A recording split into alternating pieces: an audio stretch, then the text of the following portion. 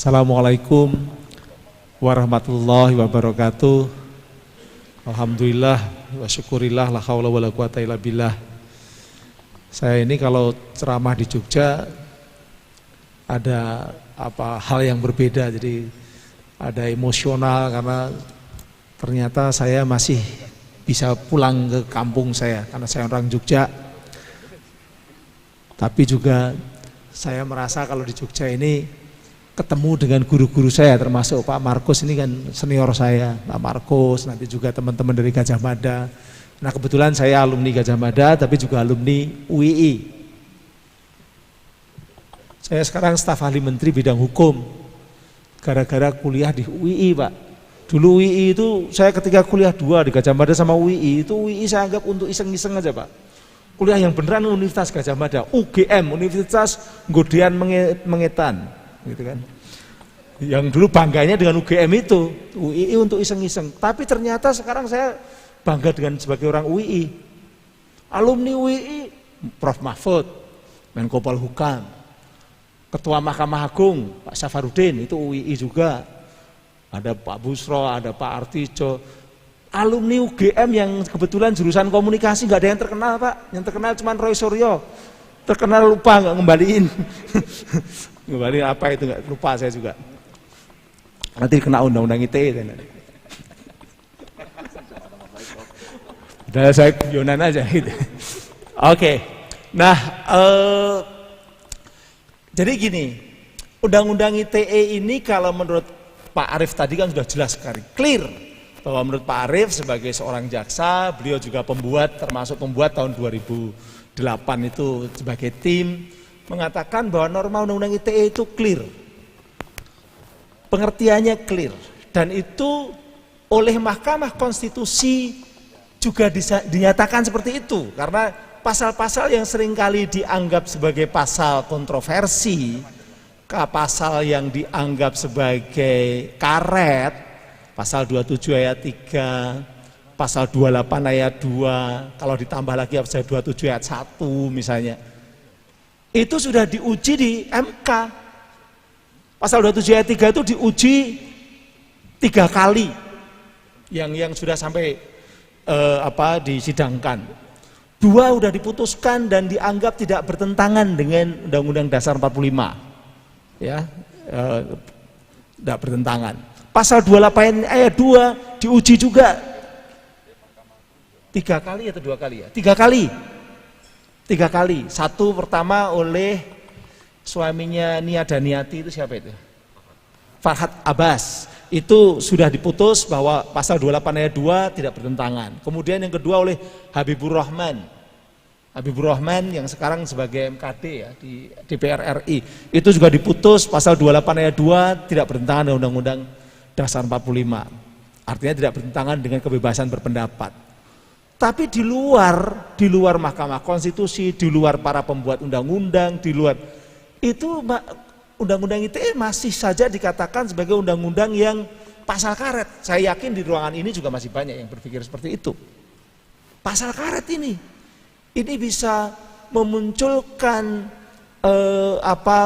jebakan-jebakan hukum terhadap banyak orang.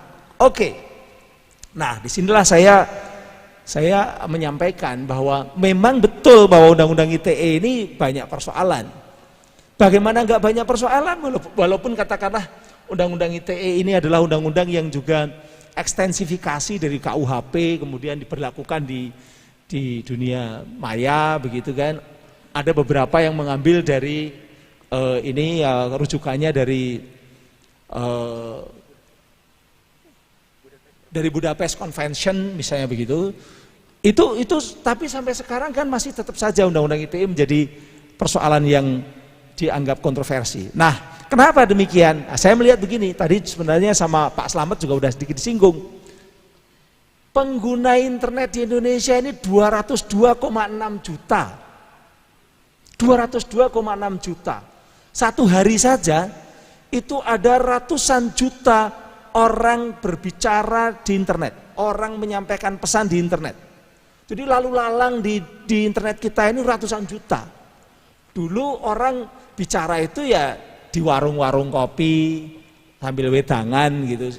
Sekarang bicaranya ya di Instagram, di Twitter, dan di situ muncul yang namanya orang eyel-eyelan, orang ribut, orang saling berbantahan, bahkan sampai tadi saling menghina.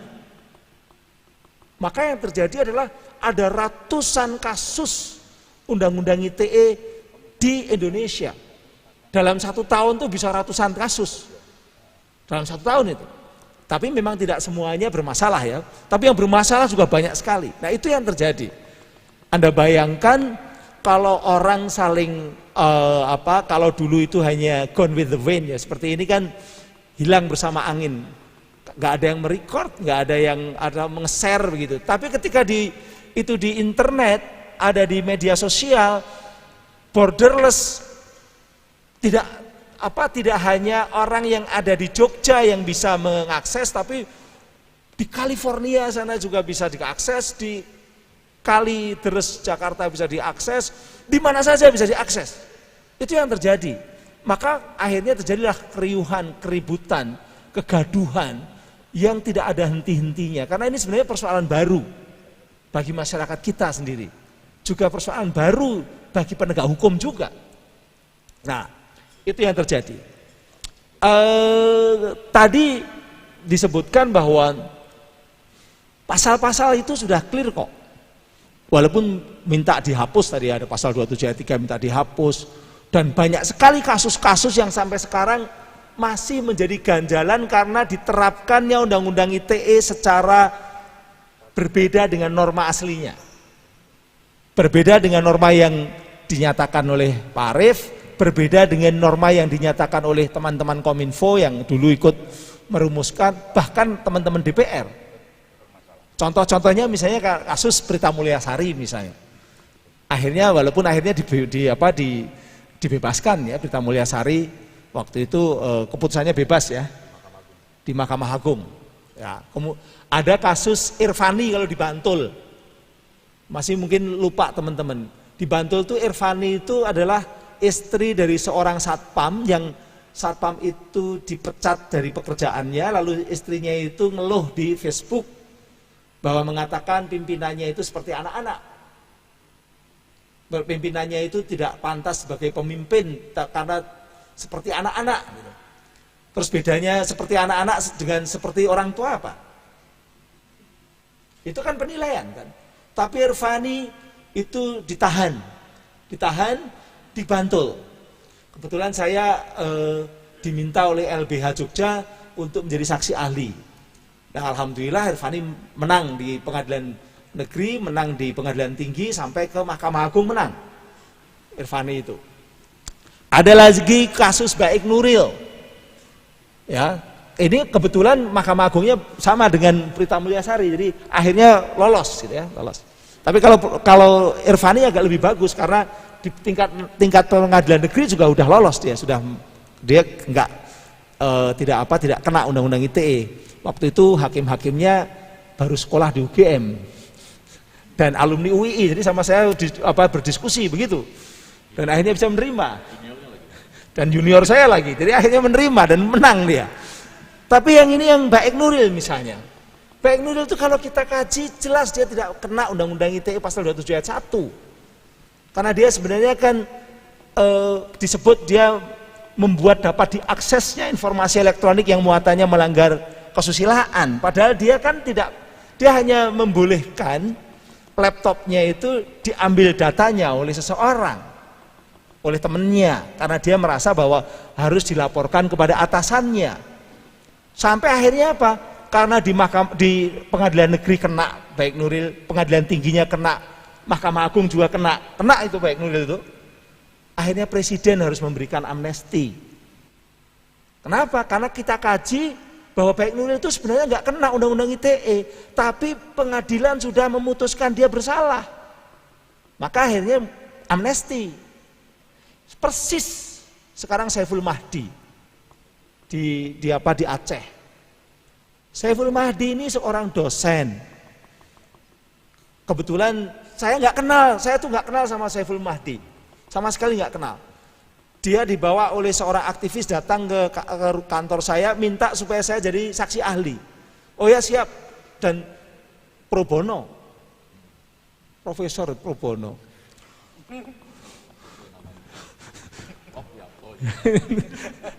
Tapi ya nggak apa-apa, ini dalam rangka saya bilang, ini saya datang bukan karena saya kenal sama Pak Saiful, bukan karena saya membela Pak Saiful, tapi saya membela Indonesia. Kenapa? Karena kalau seperti ini diadili, saya waktu itu bilang, seperti ini diadili, yaitu Pak Saiful itu mengkritik fakultas teknik karena menerima dosen yang tidak masuk kualifikasi yang harusnya jadi dosen. Kalau dia mengkritik, kritikannya begini, innalillahi wa inna ilaihi rajiun, matinya akal sehat. Innalillahi wa inna ilaihi raji'un itu dianggap tuduhan. Nuduh sopo? Innalillahi wa inna ilaihi raji'un itu. Jadi matinya akal sehat, bukti determinasi teknik, determinasi koruptif dari pimpinan fakultas teknik. Pimpinan lagi, tidak menyebut orang dan tidak menyebut jadi determinasi korup itu hanya begitu aja, determinasi korup. Nggak jelas sebenarnya kata kalimatnya itu, tapi dia kena di pengadilan negeri, dia kena lagi di pengadilan tinggi, kemudian kena lagi di Mahkamah Agung. Kebetulan yang hakim Mahkamah Agungnya senior saya lah, dari UI, dan iya dari UI juga. Padahal sudah kita jelaskan bahwa ini satu, dia hanya mengkritik suatu proses penerimaan mahasiswa dosen. Dua, dia tidak menuduh karena tidak ada kata-kata tuduhan, hanya determinasi teknik yang korup atau begitu ya, teknik yang korup. Lalu ada di bawahnya ada jajaran pimpinan fakultas teknik. Tidak nyebut orang, jajaran pimpinan fakultas teknik itu bisa dekan, bisa pembantu dekan, bisa kajur, bisa ketua senat, namanya juga jajaran pimpinan kok, ya. Dan itu juga bisa pimpinan yang lalu, yang periode yang lalu, itu di dalam konsepsi Natterlek person nggak masuk. Itu lagi apalagi apa? Itu ada di WA grup para dosen. Coba bayangkan, hanya ngeritik di WA grup para dosen, kena Pak. Sudah kita jelaskan. Nanti bisa dilihat YouTube-nya bagaimana saya ikut menjelaskan di pengadilan. Saya jelaskan, tidak didengarkan. Saya katakan kalau ini sampai diadili dan kemudian dia dihukum, ini bisa menjadi isu internasional. Dan ternyata betul di Freedom House kemarin indeks tahun ini ya, indeks demokrasi Indonesia turun. Salah satu yang disebutkan karena menghambat kebebasan sipil. Salah satunya contohnya adalah Saiful Mahdi tadi. Dan itu saya katakan di depan pengadilan negeri. Sampai teman-teman di Aceh yang waktu itu tahu, sampai prediksi Pak Henry kok bener gitu ya. Kok ini sampai beritanya yang keturunnya indeks demokrasi Indonesia itu salah satunya adalah menyebut itu. Akhirnya sekarang karena sampai ke Mahkamah Agung, sekarang dikaji di tingkat Menteri Polhukam, dikaji oleh Pak Pratikno di Menseknek, dan Presiden akan diberi amnesti. Hari ini Presiden sudah setuju akan amnesti itu untuk Pak Saiful Mahdi. Tapi saya ingin cerita sedikit ini. Pak Saiful Mahdi sudah 1 bulan 3 hari ini dia ada di di penjara di LP Aceh, Banda Aceh. 1 bulan 3 hari.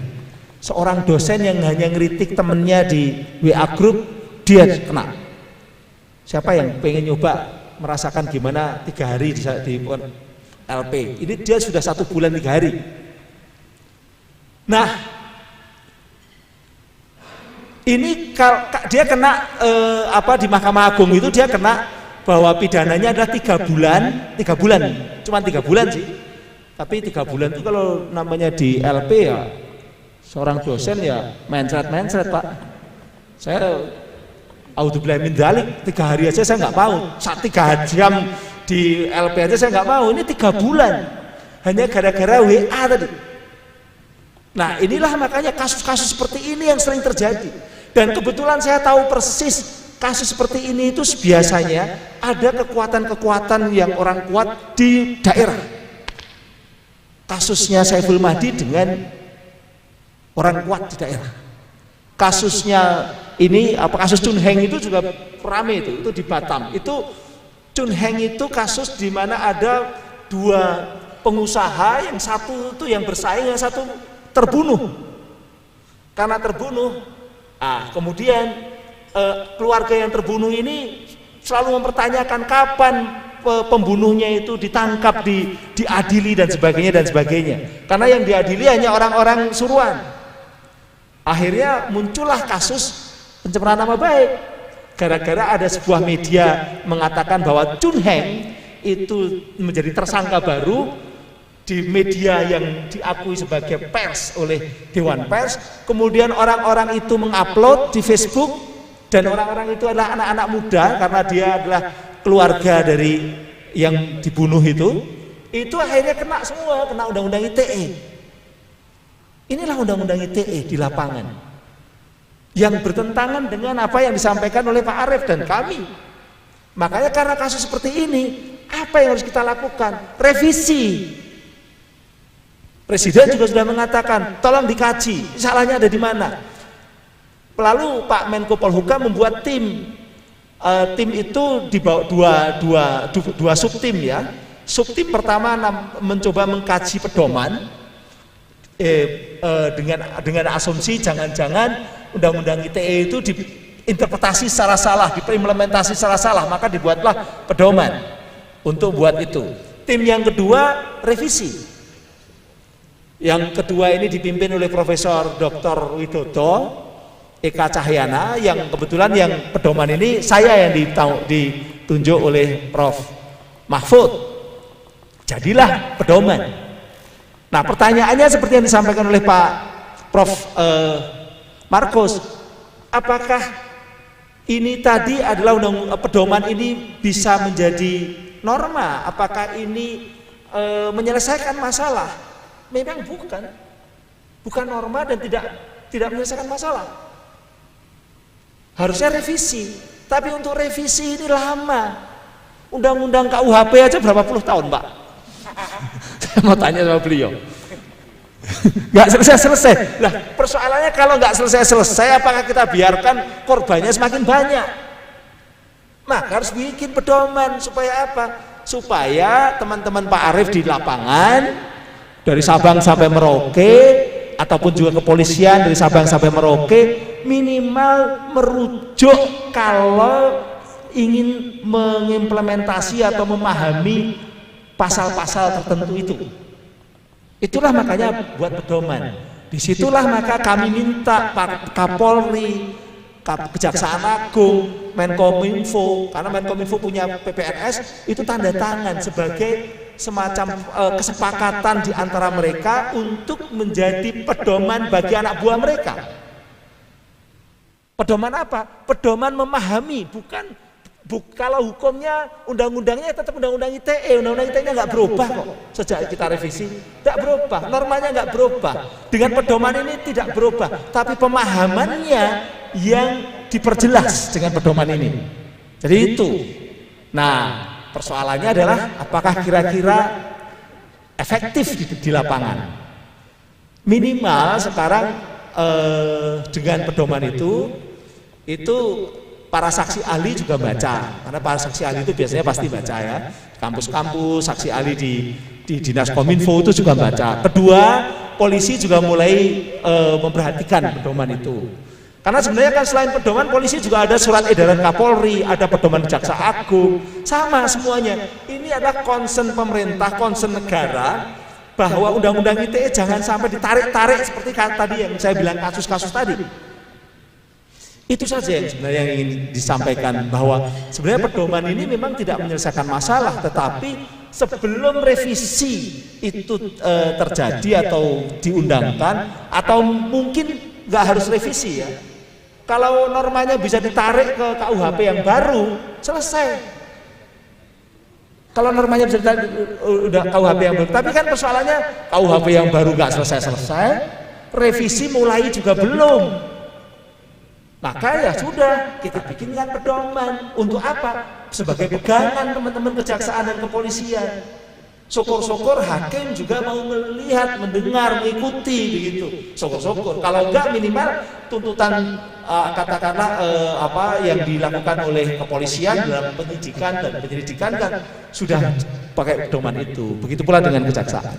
Nah, kira-kira seperti itu yang ingin saya sampaikan. Saya tidak terlalu panjang lebar, nanti kita bisa diskusi setelah ini.